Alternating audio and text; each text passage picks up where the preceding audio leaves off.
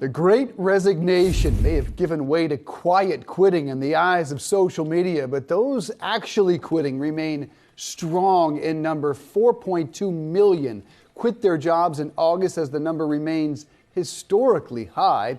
Annie Duke literally wrote the book on this subject, Quit, The Power of Knowing When to Walk Away. And she joins us now.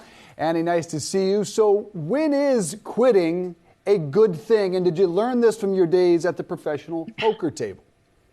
I think I definitely learned this lesson from poker. So when quitting isn't a good thing is when the thing you're doing is no longer worthwhile, either on its own or in comparison to other things that you might do with that time instead. So this is a concept that's really important to understand. In poker, you have this option to fold, which means to quit the hand. And you do that when the hand is no longer going to have a positive return on investment, at least in your sort of forecast. And that allows you to keep those chips to be able to invest in other hands that would have a positive return. And this skill for poker players is so important that I think it's actually the thing that distinguishes great players from merely good ones. Great players fold somewhere between 75 and 85% of their two-card starting cards hands, and amateurs fold less than 50% of them. So this is a big distinction between great and good.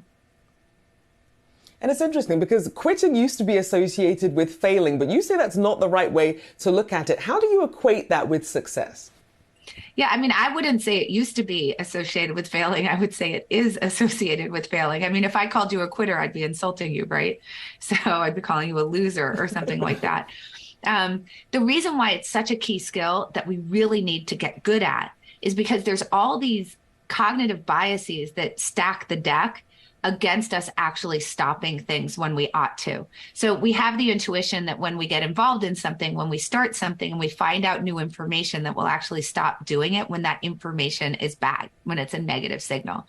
But we actually don't, right? We will often double down, it'll increase our commitment to the cause. And the problem with that is it costs us a lot, because it means that we're spending our time and our resources, our money on things that really aren't worth doing. And we want to be able to switch that to things that are, because there's just huge opportunity cost with sticking to something that isn't worthwhile. And that's true whether it's a stock that you bought at 50 and now it's at 40. And even though you wouldn't buy it today, you stick with it because you don't want to have to turn that loss on paper into a realized loss. And so you kind of keep the bet on, hoping you can get the money back. And think what that's doing to you, because you can't take that money and put it into an investment that might be worth more, like better for your money. I love the analogy. I understand it. Annie, I just don't play poker. My son does. And I'm trying to teach my son you need grit. Grit will carry you through the tough times. Is there a danger in emphasizing quit over grit? I think there's a danger in emphasizing one or the other. In other words, thinking that being gritty is heroic and quitting is cowardice, or vice versa, all of a sudden saying that we should just quit things willy-nilly. The great thing about grit is it gets you to stick to hard things that are worthwhile. In other words, those worthwhile things where you encounter obstacles, grit is going to allow you to sort of stick to it regardless, right? The problem is that it also gets us to stick to hard things that aren't worthwhile. So like a good example is there was this woman, Siobhan O'Keefe, who in the 2019 London Marathon started experiencing pain on mile 4 in her leg. And then mile 8, she had snapped her fibula bone. So she literally broke her leg, but she kept running because anything short of the finish line is failure. And so the problem is, like, we need to make sure these are finish lines that we should still continue to run toward. And in this particular case, she was risking very, very serious injury that could have made it so that she could never run again. Now, lest you think she's a strange story, there were 3 other people who did the same thing in that same marathon, and this happens in every marathon. And so when we emphasize grit and we sort of elevate it above anything else, we can start, climbing mountains in snowstorms when we shouldn't be, or running marathons with broken legs, or staying in a job with a toxic boss, or sticking with an investment where the world has completely gone against your thesis just because you don't want to give it up and you feel like you need to stick to it. I mean, and it really is true because it's so ingrained in us to try and stick with things even when they aren't serving us. And it's interesting because the stats in your book, the pros play fewer than 25% of their hands before the other cards even hit the table. And most amateurs, you have it play about 50%. So when people are trying to think of how they can really master some of these skills and their instincts, how should they go about it? Yeah, so there's two main strategies for dealing with this because we really do need to understand that, like, cognitively, we have a huge bias against quitting.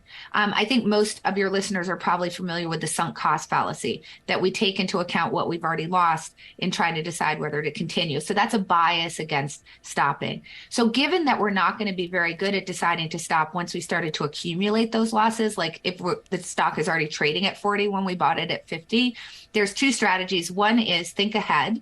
So a simple example of think ahead would be a stop loss or even a take gain.